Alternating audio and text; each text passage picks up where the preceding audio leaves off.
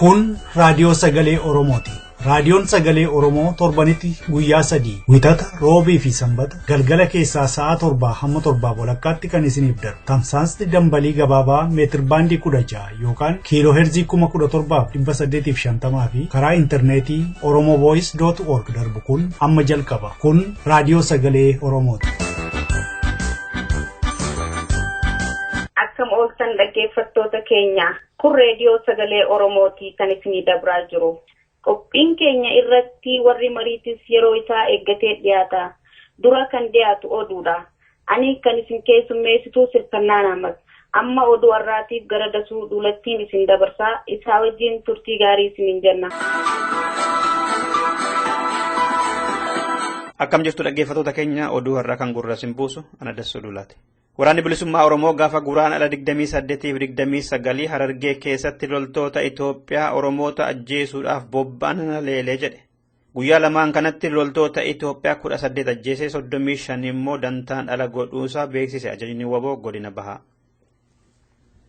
Gaafa 28 godina Harargee lixaawunaa gammachiisee ardaa gara Muktaar bakka jedhamtutti kan tarkaanfii kana fudhatee sanirraa nama 4 du'ee nama 7 namni isida ammadooni humnoonni kun ammoo dheessanitti gara magaalaa naannoo sanitti argamtuutti Sireedhaa fi Bariyamoo karaa qonnetti galanii jechuudha. Gaafa 29tis halluu goobaa bakka jedhamtutti tarkaanfii mooraa diinarratti fudhatanii namni 14 irraa ajjeefame namoonni sida 28 ol hojiin ala ta'anii isaan dachirraa baqataniis naannawa akka Bilgaa'eedhaa, Hawwii Guddinaa, Rimeetii fi kanneen kanatti galanii saabasaniitiif helikooftara abbaa lama naannoo silaa fuula bobbaa waboodhatti buusee sanirraa konkolaataan 7 immoo warraantan achitti fe'amee 4 ammoo naannoo gammachiisee araddaa silaa tarkaanfiin keessatti fudhatame sanitti buufamee hanga ta'ammatti uummata rakkisaa jiranii jechuudha. Kaleessaa fi eengadda magaalaa Naqamtee keessatti diddaan bifa haaraatiin eegale. Kan hidhamanii fi kan rasaasaan madaan hedduudha jedhu kan ijaan argan. Fincila xumura gabrummaa amma Naqamtee keessatti ka'e kun barattootaa fi jiraattota magaalittiillee kan hedduu hirmaachisedha. Dhaadannoon dhaabbanni dimokiraasummaa uummata Oromoo nun bulchu, adda bilisummaa Oromoo nu haa bulchu, bilisummaa feenaa fi gumaa dhiiga Oromoo dhiigaatiin baafna kan jedhu dhaadannoo dhageessifamaa oolan keessaati. Fincilli magaalaa sana keessatti akkan kaaneef waraanni guddaan magaalittii keessa qubatee yeroo dheeraa namoota karaarra deeman kan baanii fi galan to'ataa ture.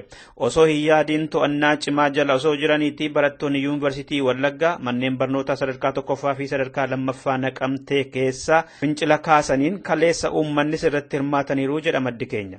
Kaleessuma barataa Yoonaas Qana'aa, barataa Baayyuu Fayisaa, barataa Magarsaa Tasammaa, barataa Xaruun Amasaa, barataa Jaalataa Ofgaa fi barattuu Sabilee Taamiru warra rasaasa mootummaa Itoophiyaatiin rukutamanii mana yaalaa Naqamtee keessatti yaalamaa jiran keessa hanga tokkodha. Yuunivarsiitii Wallaggaa keessa barataa Balaay Bafiqaaduu fi barataa Lammeessaa Tasammaa barattoota hidhamanii zaliilli hamaan isaanirra gahaa jiran 40 keessaa marra maqaan isaanii nu qaqqabedha. Dabalataan kaleessa waraanni federaalaa ooraalii 3 magaalittii seene bakka mara isaanumatu lafarra guutee jira jedha maddi keenya ijaan argina Naqamteerraati. Erga torbee lamaan asii magaalaa Naqamtee keessatti halkan dhaabbataan dhukaasni guddaan osoo walirraa hin citin dhukaa jira jedhu jiraattonni. Guyyaa fi halkan qeerroo fi qeerrittii karaa irratti argan waraanni qabee hidhaa jiraachuutti himama. Yuunivarsiitii Wallaggaatti barattoonni roobii darbee fincila bifa haaraan kaasaniin dhukaasni magaalittii keessatti guyyuu halkan dhaga'amu sun gama lamaan ta'uusaa malee eenyuu fi eenyu jidduu akka ta'e hin beekamne. Mootummaan humna hidhatee as seenee na lolaa jira akka jedhu kan nutti himan maddeen keenya magaalittiin waraanaa fi meeshaa gurguddaatiin guutamtee jirti jedhanillee. Manni yaalaa Naqamtees loltoota madahan osoo yaalaa jiruus ijaan argameera. Magaalaan Jimmaa fi naannoon ishee waraana Itoophiyaatiin guutamanii jiraachuun dhagahame. Sababiin isaa immoo barattoonni Oromoo yuunivarsiitii Jimmaa mooraa isa guddicha keessa kamisa darbee gaaffii mirga Oromoo kaasanii tarkaanfii mootummaan irratti fudhatu immoo wanta mormaniif. Barattoonni sun bifa haaraatiin Oromoo ajjeesuu, hidhuu fi biyya isaarratti halagoomsuun haa dhaabbatu jedhanii wanta gaafataniif isaan keessaa yoo xiqqaate 17 hidhamaniiru kaleessa. Yuunivarsiituma sana keessaatii barataa Tolasaa Nagaasaa, barataa Biqilaa Guutaa, barataa Yoonaas Giddoo, barataa Ixaanaa Kennaa dabalatee kan shamarran 3 keessatti argaman 17 mana hidhaa magaalattii keessaa Mentiinaa jedhamu keessatti halkanii fi guyyaa reebamaa jiru jedha oduun achirraa nu ga'e. Dhimma kanarratti poolisii fi yuunivarsiitii Jimmaatti bilbiluudhaaf kan yaalle sararri nuu seenuu didee milkoofne. Mooraa yuunivarsiitii magaalaa Jimmaa fi naannoo ishee lafoo fi konkolaatarraan waraanni hidhatan hedduutu qubatanii jiru akka oduu achirraa nu ga'etti. Wallagga dhiyaa magaalaa warra jirruu keessatti kaleessa qonnaan bultoonni fi barsiisonni hidhamaa oolan. Sababiin isaa immoo fincila xumura gabrummaa gaggeessitanii jedhamaniitudha akka madda keenyaatti. Aanaan Ajjoo magaalaa warra jirruu keessatti mormii godhame irratti qabamanii hedduutti hidhamani. Isaan keessaa obbo Imaanaa Qananii qonnaan bulaa, obbo Bultii Jaaraa qonnaan bulaa, obbo Geetuu Tamasgeen qonnaan bulaa, obbo Baacaa Dafaa qonnaan bulaa, Waamaa Tarreessaa immoo barsiisaa, Eebbisaa Kooluu barsiisaa, Taammanee Uummataa barataa, Ayyaanaa Xurunaa barataa warra mana hidhaa magaalichaa keessatti reebamaa jiran keessa muraasa kan maqaan isaanii nu ga'edha. Akka odeessa achirraa nu qaqqabeetti. Ministeerri quunnamtii mootummaa Itoophiyaa Geetaachoo Raddaa dhuguma uummata Oromoo arrabseeraa jedhanii jedhame. Ministeerri kominikeeshinii sun wixata darbee waa'ee ayyaana Aduwaa irratti galaalchota biyya keessaaf ibsa kennuudhaaf wayita waaman gara dhumaa irratti tokko uummata Oromoo warra mormee hiriira ba'ee seexanoota maaf jettee jedhee gaafannaan dhuguma jedheera kana immoo irra deebi'ee dhiifama gaafadheera jedhanii jedhe maddi keenya. Ministeerri Geetaachoo Raddaa kanaan dura raadiyoon sagalee Ameerikaa maaf akkas jettanii jedhee gaafannaan lakkin jenne jechuun isaanii kan yaadatamudha. Dhumarratti Ameerikaan lammiiwwan ishee Itoophiyaa keessaa akeekkachiisa gara Shaashamannee Moojoo jidduu fi gara Amboo sababa nageenyaaf jecha hin deeminaa kan jettee turte kaleessa kaaste. Imbaasiin ishee Finfinnee jiru jimaata kaleessa akka beeksisetti ammallee Oromiyaa keessa gara naannolee garaagaraatti wayita imaltan of eeggannoo cimaa gochuu fi bakka namoonni hedduminaan walitti qabaman irraa akka fagaatan jette lammii ishee yaadachiiseera. Kunis mormii uummanni Oromiyaa mootummaa Itoophiyaa irratti guutuu Oromiyaa keessatti gaggeessaa jirurraa kan maddedha. Dhaggeeffattoota keenya oduun keenya irraa kanumadha. Sagantaa keenyaaf waliin turtii gaarii. Beeksisa gabaabaa qabna. Jaarmiyaan miidiyaa madda walaabuu damee Awustiraaliyaa gabaasa hojii waggaa gaggeessuudhaaf dilbata dhufuu biteewwata 6 bara 2016 sagantaa qabateera. Bakki walgahii 46 hanga 50 Queen's Avenue Springville Victoria 3171 Awustiraaliyaadha. Miseensonni fi deeggartoonni jaarmichaa akka argamtaniif waamichi dhiyaateera. Indagatina qooda fudhachuudhaan rakkoo Oromoof madda furmaataa ta'an jaarmiyaan miidiyaa madda walaabuu Awustiraaliyaa.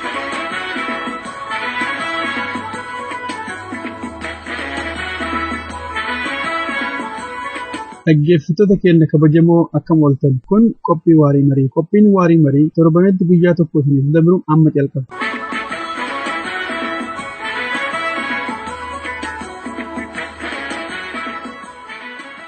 Hayyee dhaggeeffattoota keenya dachaanee oduu booda torbaanitti isaatii kana kan dhiyaatu qophii waarii mariiti. Waarii marii har'aa keessatti fincila diddaa gabrummaa amma deemaa jiru walqabate waan namni hedduu haasaa jiru guyyaa guyyaan kan arginudha biyya keessa. Jarri kun karaa nagaan waan isaanii galuu miti jedhu qawwee nu barbaachisa waraanaan deemuu qabna waan akkasiiti kan dhagahamu.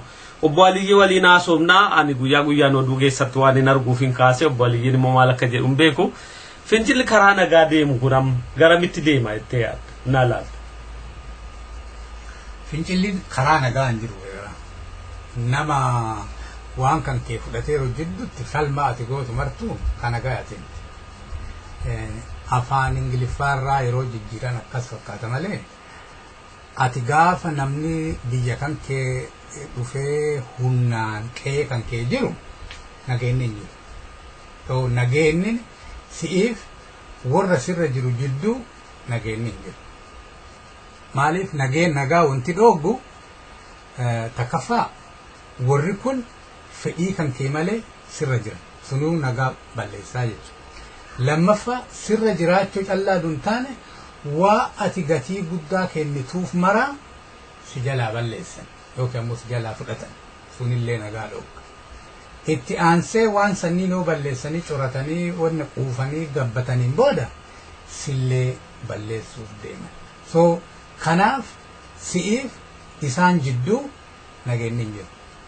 Haa ta'u hiriirriin jira amma ka jiru karaa nagaa yaa'uu hin taane hiriira fa'a jira. Waan amma warreen maqaaf isaa kanallee armaan dura naafate yeroo haasofnu maal akkasiin jedhe sagantaa bara 2014 waan nu keessa jirru taramoo waan keessa jirru tara jedhe namni Oromoo yeroo sanitti yeroo haasofnu jechuudha amma jijjiirameera haalli namni Oromoo waan keessa jirurraa rakkataa jarri ammoo waan nu keessa jirurraa rakkatanii ati OPDO taate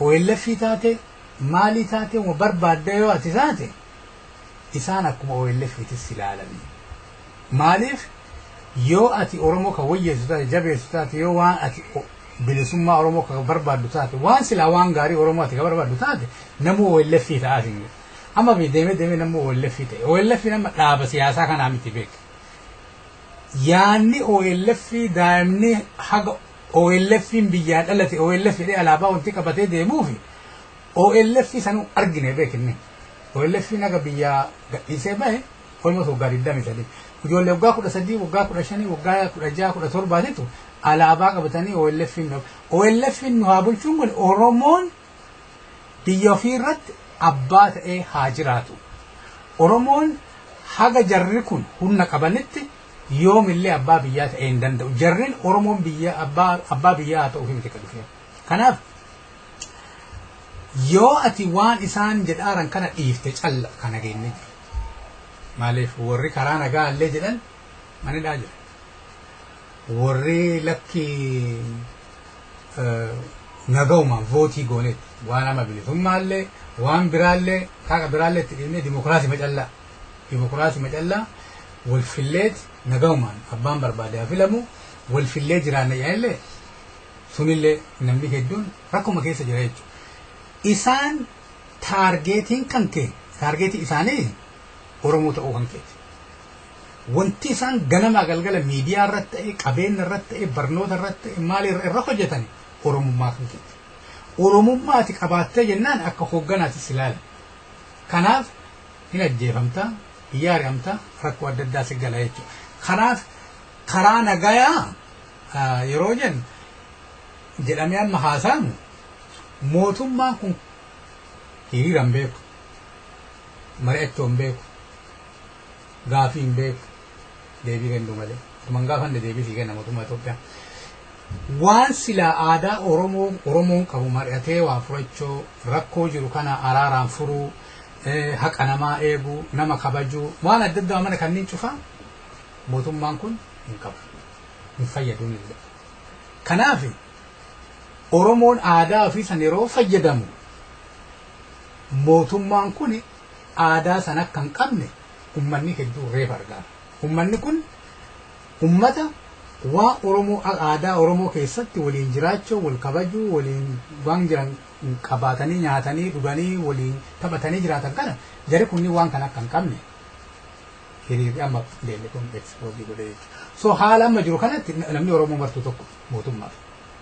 Abbaan fedhaan barbaadaa jedhu mootummaaf ati Oromoo taateet jennaan mootummaaf tokko namni uf hin beekne gariini waan jaalatanii seet achitti maaliif akka youth industrial system wanno empire si fayyadamee si darbu jechuudha. Jeneraala taate maal taate waan barbaadde ati taate si fayyadamee si darbu yeroo waan sirraa fixatan jechuudha. Kanaaf karaan nagaa wayitu hin jiru. Maaliif karaan nagaa wanti hin jirreef akkuma yeroo qawwee walitti dhukaasanii namni hedduun mirga ofii gaafateef karaarra ajjeesaa jira. Mootummaan karaan nagaa hin jiru isaanii. Karaan martuu karaa lolaati. Meeshaa lolaa kanatu adda adda malee uummata Oromooti. Amma yoo akka yaadamma ka'e walii naannessine fedhiin bilisummaa yoo jiraate Oromoon akkamma deemu kanatti bilisummaa sana akkaan gaachuuf humna adda addaa isa barbaachisa qophii garaagaraa keessatti illee baafteetta. Humna kana keessaa tokko kan aadaa ta'e namni yeroo hunda beeku waraana. Amma Oromoo waraana akkamitti horachuu danda'a? Waraana akkamitti godhachuu danda'a? Fakkeenyaaf bara ammaatti. Waraana horachuun baay'ee salphaa. Garuu uduu waraana hin geenne waan waraana uduu hin geenne godhachuu qabu hedduutu jira. Maal fa'i? Tokko walirra hojjechuu qaba Oromoon. Wal keessatti waan silaa ofirraa xiqqeessuu qaba. Koostii ofii kana koostii dafee bilisa isa baasu kanneen hedduu xiqqeessuu qaba. Koostii kanneen keessaa tokko namni baay'een bilisummaan akka barbaachisaa ta'e argeeti waan qabuun qooda irraa fudhachuu participationiin dabaluu qaba. Uummata Oromoo keessatti qoonni akka amma barana yoo argitee jiraatte qaccee namni yaa'ee magaalaa tokko keessa namni 500 700 baay'ee. Kudaama waggaa 2-3 akkana godhaa jiran qaata bilisa baata. Hanni dhumateeti bilisan baata. Maaliif jarri hin hojjanne kana ganama irraa siqxu kaasanii hin wacci maal jetti uduma kana jetti ikoonomii harkaa kollaapsii godha. Maaliif paaworii isaanii tokko qawwee miti beeku. Paaworiin qawweellee sochoosaaru qabeenya. Qabeenya kanaan namaallee waa kafalanii maal jedhanii waan adda addaa godhan jechuudha. Tokko hojii mana keessaa hojjechuun barbaachisaa jechuun akka qooda bilisummaan kun yoo dhufe maraayyuu dhufa. Kanaafuu gaafa bilisummaan dhiyaate fiigaatuma dhufuu hin taane yeroo garbummaa kana gabaabsanii bilisummaa fiduuf namni qooda kennu. Qooda yeroo siin jedhu nasaralli doolara 1000 kennii maalii kennii jedhaan jiru. Namni Oromoo kun afaan Oromoo dubbachuu kunuu akka inni wal baratu bakkuma ga'e maratti afaan Oromoo dubbata daakuu illee nama beekan kee sodaata ulee gari ofiisa gari dhattee nama biraa seeta inni kan keetu uduu bakkuma dhatti maratti afaan Oromoo ka dubbatu ati wal baratta tokko bakkuma salphattu kan feete dhattee afaan Oromoo dubbatta ka biraa nu Oromoon dabarsinee eenyutti illee waliin kenninu itiksii Oromoo jechuudha. So ati omaallee hojii hiriirallee hin baay'inii omaallee hin godhini horiillee hin kennini oma takkallee hin godhini garuu waa Oromoon dalagu sababa mana Oromoo jiraattuuf sababa Oromoota argituuf waan san fuuteeti mootummaa kenniteeti nama kennaaf iccitisini. Kunillee amma hojii guddaa ati beekomaa godhaan jirtu afaan kee cufiitii taa'e yoo waa godhuun barbaanne waa Oromoo sadhisiitii taa'e namni waa dalagu haa dalagu. Ka biraa Oromoon hagam akka laafaa ta'e hagam akka waliin dhageenye hagam maal akka ta'e akka namni bahee cadhisee dhumoom arge haasawwan argite waa Oromoo keessatti afaan Oromootiin dubbachuu barbaachisa. Eenyuun illee hin galchu wanti Oromoo nama biraa eenyuun illee hin galchu dadhabbiin nu qabnu kan namni Oromoo dadhabe tokko rakkuma miiliyoona 40ti. Hattuullee yoo ta'e badaallee yoo ta'e uma fedhee yoo ta'e rakkoo Oromoo keessa furamuu qaba. Wanti alagaan afaan biraatiin waan biraatiin Oromoo baasaniif kunniin amma akka Oromoon akka giluu walitti inni maxxanne wanti dhooggaaru namni wal amanuu dadhabuu farraa kun maaliif dhufu namni dabarsee wal kennuu irraa dhufu. Baay'ee namni hamilee wal cabsuu guddaa xiqqeessuu maalii kanneen irra hodhu amma hedduu wanti isaa wanti tokko of keessa deemnuu hin jiru namuma beekaa kanneen irra hojjechuu tokko. Lammaffaa Oromoon eenyutu akka gaariitti qawween nu hoogganuu danda'a. Eenyutu dippiloomaasiin akka gaariin nu hoogganuu danda'a. Eenyutu aadaan akka gaariin nu hoogganuu danda'a. Eenyutu qabeenyaan akka gaariin nu hoogganuu danda'a. The best and the brightest Oromoo keessatti eenyu fa'atu waan kenna kan akka gaariitti geegesseeti milkeessuu danda'a waan jedhu akka Oromootitti nama barbaadaniiti fiildii isaatiin ka waraanaa ta'ee ka qabeenyaa ta'ee ka dippiloomaasii ta'ee ka hawwisoo ta'ee ka maalii ta'ee waan qabnu namoota jajjabaa kenna afuuf baataniiti faana deemuu danda'u tokko. Kun ummanni orgaanaayizeshinii dhaaba ummata kana mara fe'ee argitee deemeeniiti humna isaa kana diida akka alagaan seenee humna kana adda facaasee rakkoo takka ittiin geessine orgaanaayizeshinii akkasi qabatee deemu jabaa barbaadu ummanni Oromoo. Orgaanaayizeshinii Oromoo hin jijjira yeroo yerootti orgaanaayizeshinii ijaaruu duun taane orgaanaayizeshiniin jiru maaltu isa dhidhata. Ummanni yoo hoogganee rakkoo qabu taate hoogganni jijjiiramuu qabee hooggan achirraa buusu maal godhuuf mootummaa Itoophiyaa hedduu hiriira yoo rakkoo hooggana ta'e akka callisaniituma hoogganatu rakkoo qabaa sana duun taane akkami hoogganni rakkoo ta'a. Istiraatejii yoo ta'e istiraatejii akkamiitu hojjeta. Diinagdee yoo ta'e diinagdee eessaa burqa. Jedhanii tokko waan jiru kan ilaalaniif malatti dhawu. Maaliif wanti ka'anii akkana ta'u malee akkana ta'u akka shiftaa tokko argite akkana ta'u malee hanqooda irraa fudhate akkana ta'u malee no yeroon kun amma hiree uumameera uummata Oromooti. Hiree waan uumameeruuf hiree kana yeroo uummanni miileenaan ka'ee socho'aa kana keessatti akka gaarii yeroo mootummaan kun daaqeerutti mootummaan aangoo inni qabu huddumbe nama sodaachisa. Sodaan bade biyya keessa. Kun qawwee sodaataan jiru namni. Kun diinagdee karaa itti cuftee ji'a 3-4 yoo deemte mootummaan kun homaa hin qabu. Yoo nama ajjeesu jalqabe ala kanaallee itti ka'an. Namni illee jalaa yaa'uu jalqaba. Maaliif maagaruma malee warri amma biyya bulchu baala kuusa isaanii xiqqa. Kanaaf uummanni Oromoo waan keessaa hojjechuu qaba.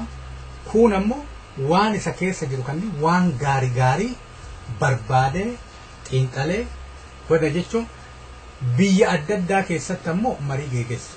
Akkamitti milkoofna rakkoo odeessuu miti. Rakkoon keenya kana maal already dhageellee rasa. Akkamitti Oromoo milkaa'e? Maal godhuu qabna Oromoo milkeessuuf? Kana yeroo jettu waa haarawaa miti. Wanti qabnu maali lafaa? Wanti lafaa hin qabne maali? Waan hin qabne kana ammoo akkamitti waan qabnu edaanna? Akkamitti wanti kun ammoo akka gaariitti fiixaan bahuu danda'a ka jedhu addunyaa kana keessatti namni nama lamaan wal argee akka hawaasaatiin mari'atee akka amantiitiin mari'atee wal argee maqaa Oromummaa kanaan mari'achuun guddisee barbaachisaa. Yoo irran mari'atee dafeeti taa'anii ofillee maaneejii godhuu qaba. Yoo dafee waan ammaa tana murteessaa taan bulfataati marii kana dafaa torbaatiin geggeesseeti maaliif yeroo amma mana galanii miti. Yeroo mana galanii akka durii ji'a jaan walgeettii dhu'amanii torbaanii halkanii guyyaa namni wal mari'ateeti murtii yoo kenne waan qabullee hedduu bilisummaa kanarratti investii godhu. Maali akka dhuunfaatitti si gargaara Oromoo ofii miti akka dhuunfaatittu si gargaara. Uummanni biyyattii kan ka'ee bilisa ba'e namummaa keetiin dabala, biraandii keetiin dabala, qabeenya keetiin dabala, sodaa sirraa hafa, obboleeyya kan keetii, durboota kan keetiitu baratee hojii argata, ulee guddaa dalaguu danda'anii biyya guddisanii aadaati jalattu ulee adda addaatiin mul'ata. Warra fiigutu addunyaa kanarra maqaan kee waan faayidaa lakkoofsa hin qabne uuma. Kanaaf namni martuu waan kanatti investii godhuu qaba bilisummaa Oromoo kanatti. Waan hedduu jajjabaadha kan kaafte namni kan irratti xiyyeeffatee hojjechuu qabu dhuguma. Keessumaa amma yeroo diddaan kun gaggeeffamu haasa'amu yoo teenyee ilaallu yeroo ijoolleen biyya keessaa baatu inni gaan woboon tarkaanfii fudhachuu qaba jedhee kan haasa'u jira biyya laarraa waan akka maallaqaa jedhu jira. Wanta amma haasa'amu kun yoo sirnaan qabaanne yoo qophiin qabaanne akkanumaan haasa'amee dhufu namni waan fageessee deemu dhufuu malu yaadee akka waa hojjetuuf ammumaa qabee maayinni fincillammaa maalitti ba'a yoo kana goone maaltu milkaa'a yoo milkoofne jedhee akka inni yaadu wantas keessatti nuti kakaasuu dandeenyu maayinni. Wanti baay'een event driven yoo amma uuma dhalatetti kafiiddu taate namara yeroo ni dhaabe jechuun ati nama ufii kan keetii waa yaadee waa dalagu ta'uu qabda malee waan mootummaa Itoophiyaatitti hidhuu hin qabdu jechuu keessattuu warri daasporaa kun namuma keenya ajjeesaniif namara yoo ligeettii gateen taate rakko. Kanaaf qophii keessattuu warri biyyaa amma garbummaa jala jiranii warri ala jiranii hiree guddaa qabani qabeenyallee qabanii beekumsallee biyya kanneen keessa jiraachuun beekumsa guddaa qophii guddisee barbaachisan namara. Aadaa dafanii waa murteessuu danda'ullee horachuun guddisee barbaachisa. Waraanni tarkaanfii fudhachuu irra jiramu fudhachuun jiru warra waraana harkaa qabu beeka. Yeroo kamiin waraanni dha'uu danda'a, akkamitti dha'uu danda'a, dha'ee faayidaa maal qabaa, miidhaa akkamii fidaa jedhee warri waraana geggeessu analiisisii ofii itti kennee laalee haala jiruun waan sanniin godhaa jechuudha. Namni amma raasaa taa'ee waraanni akkana godhuu qaba akkana ta'u dhuga akka nama Oromoo tokkotti yeroo namni harka duwwaa bahee xiyyiitiin dhaanii ajjeesani akka nama waraana hin qabne tokkotti akka nama isa deeggaru hin qabne tokkotti nama dhagama. Powerless argitee nama humna hin qabne nama harka duwwaa jiru tokko ta'ee nama dhagama warri biyyaa keessaa ta'ee warri alaa kunillee yeroo amma miidiyaa irratti feesbuukii irratti waan adda addaa irratti nama xiyyiitiin mataa dhaanii dhiigni lafa dhiqee haawwatii dhaanii akkasii ajjeesani. Maal qabamee guyyama tokkollee dhaqee waraanni kun ulema tokko lamallee jim godhee qalbileen jiru waan itti dhagamu kanarraa haasaa namni argite waraanni ammoo akkasitti hin deemu ta'uu jechuudha waan militariillee baay'een beeku warri militarii ammatti ummanni waraana baay'ee irraa eegu. Waraanni nu gargaaruu qaba jedhee irraa eegu. Wanti tokkitti aan irraa beeku waraanaaf hiriira uummataa waliin matte mootummaa Itoophiyaati hiree uumte. Akka waraanaa wal lolaa irra jedheeti akkuma jiruun nama fixuu danda'uun hiree uumta. Waraanni yoo dha'ellee yoo tarkaanfii fudhatellee bakka uummanni hiriira itti ba'utti tarkaanfii fudhachuu hin qabu. Yoo tarkaanfii fudhate uummata waraana barsiisaa jechuudha. Maaliif qara uummata nagaa hiriira ba'ee mootummaa san gaafataarutti mootummaa ajjeesaaraa irraa waraanni bilisa baasaa fi mootummaa Itoophiyaa wal lolaaranii deebi'a jechuun naareetiivii isaa. Kanaaf yoo tarkaanfii illee fudhate bakka wannootitti fudhachuu qaba. Yookaan ammoo yoo qophiin guddaan jiraate ammoo ulee maraan lola okkatti banuu danda'an taate ammoo ummatuma waliin lola itti bananiit bilisummaa fi jiraami qophii lollee waan tokko godhuu hin dandeenya jedhamee akkasii yoo kadhamu taate sunillee waan tokko. Yookaan ammoo waan wayii dhooftee yeroo atachiifiddu ummanni karaa hireetti eeggataaranii akkuma kun akka arsii yoo amma arsii lixaatittuu manedhaa akkas cabsanii baasuun namni agawii achitti dhumachuu sanirraayyuu xooxeffatanii yani amma waraana hedduu garas erguu isaanii kun kan inni dhuma hidhaa qaba. Kanaaf namni expectation waan amma waraanarraa eegurraa waan sanniin godha. Kanaaf warri waraanaallee womatti yaadanii woma godhuufillee yaadan jedhee bikka maaliif waraanni wanti ijaaramuuf uummata tokko bilisa baasuu fi kanaafuu uummanni waraana ofii bira dhaabachuu gargaaruu hamilee kennuu fi guddisee barbaachisaa akkasuma haala jiru xiinxalanii laalaniiti tarkaanfii fudhachuu irra jiru ka waraanaa ta'e ka dippiloomaasii ta'e ka dinagdee ta'e ka waan adda addaatiin alaaf keessaaf illee uummanni Oromoo irra fudhachuu qaba jedhee bikka. Mee marii keenya egaa dheeraa deemsifne marii kana ton xumuriin dura lamma jiru kana laallee ofafoo wanti mootummaan kun gochuudhaaf deemu wanti uummata of eeggatu isa kana wanuu tuttutte. Mootummaan amma haga danda'ametti gaafii sabaa akka hin taane godhuu barbaada. Kanaaf haga danda'ametti tarkaaffii hiriira amma namni ba'u kanneen rakkoo sabaaf sabni wal dhabiitiin Oromoof namoota biraa waliin buusuu irra hojjechuu yoo danda'ame yoo dadhabame amantiif amantii waliin buusuu yoo kunillee kan milkoomne taate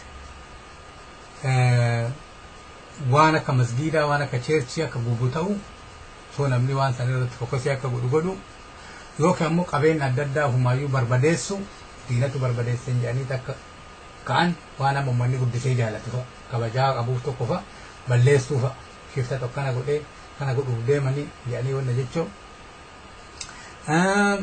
Kun ammoo namoota adda addaatii horii kennuun sodaachisuun baasanii miidiyaa waraabaniiti uummata kan akka balaaleffatan godhanii miidiyaa isaanii irratti mul'isu.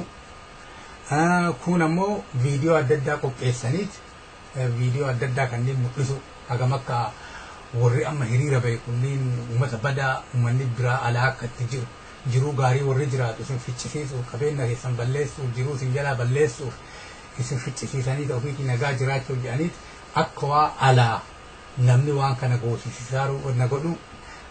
Kun ammoo haqa isaanii danda'ametti warri teroristii maali jedhamu kunniin alaa wanna godhaaran jedhanii mootummaa alaa kanneen illee warri amma loobii tana baay'ee halkanii guyyaa irra hojjetaara biyya adda addaa biyya guddatte kanneen keessatti haalli kunniin akka ol bahee miidiyaa addunyaatiif wanna adda addaa keessatti dippiloomaatiik sarkilii kanneen keessatti akka hin deemne wanna godhu. Kun ammoo rakkoon kun gara Finfinnee akka hin seenne dhoogguuf irra hojjechuu maaliif akka Finfinnee seenee magaalaa sanniin keessa seennaan warri imbaasii fi maalii achi keessa waan jiraniif biyyattiin kontiroolii luuzii gooti. Haga danda'ametti isaan wanti isaan himuu barbaadan gandaweetii wanti kun duriyyee 4-5 wayii akka waan rakkifteettu wayii sanniin akka waan tarkaanfii dhiyeennatti itti fudhatanii waan mara akka balleessanii fakkeenya godhaniif waan akkasii kanneen dhiyeessuuf hin yaalanii.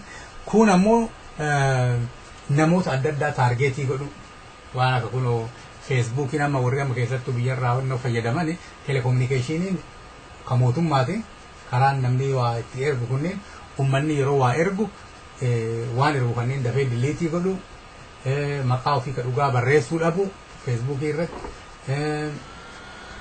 waan adda addaa waan sila barbaachisu kanneen of eeggannoo akka godhu waan teknooloojii irratti fayyadamu kanneen haga danda'ametti ammoo waa balleessuu irratti waa caccabsuu waan mootummaan taane waan infraastiraakcharii mootummaan taane waan kaawwan haga danda'ametti ofii irraa eeguu qaba uummanni ofii balleessuu iyyuu miti ofii irraa eeguu qaba maaliif maqaa ofiitiif jecha wanti baaneef bilisummaa waan ta'eef akka ajandaan kun gara biraatitti wanda jedheeti attenshinii guddaa hin harkifne uummanni dubbisee of eeguu kun ammoo warri alaallee ta'ee warri biyya keessaallee namoota ajjeefamaaran namoota madaaran namoota bu'aa rakkoo adda addaa irra gaaru kanneen warra maatiin jalaadu namni garigariin nama isa gargaarutu irraa dhumata namni isaan gargaaru hin jiru kanaaf haga danda'ametti namni martuu bakka beekutti qe'ee beekutti akka gargaarsa warra kanneen godhan hamilee isaanii akka eegan faayinaanshaali karaa mallaqaallee akka gargaaran godhu mootummaan kun ammoo haga danda'ametti uummanni dhiibbaa